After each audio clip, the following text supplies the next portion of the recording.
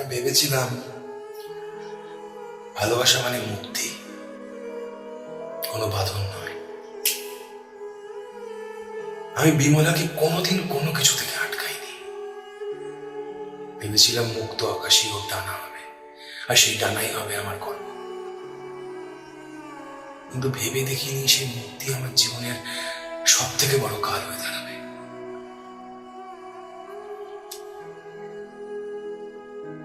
দেশ জ্বলছে, মানুষ মানুষকে ঘৃণা করছে, আর আমি এখানে ঘরে বসে আছি একা। আমি জানি যে ঘৃণায় কোনো দেশ চলতে পারে না।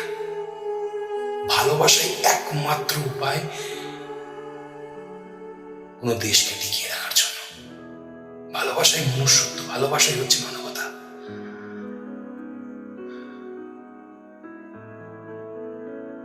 আমি হারালাম সব,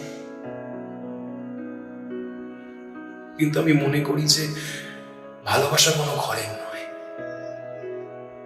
বাইরেরও নয়। ভালোবাসা মানে হচ্ছে মনুষ্যত্ব, মানুষ। আর সেই মানুষ হওয়ার চেষ্টা দিয়ে আমি বাঁচব। বিমলা,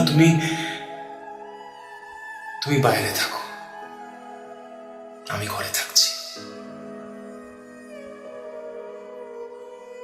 এই ঘরে বাইরে হচ্ছে তো আমাদের গল্প, তাই না? তোমার নিখিলেশ।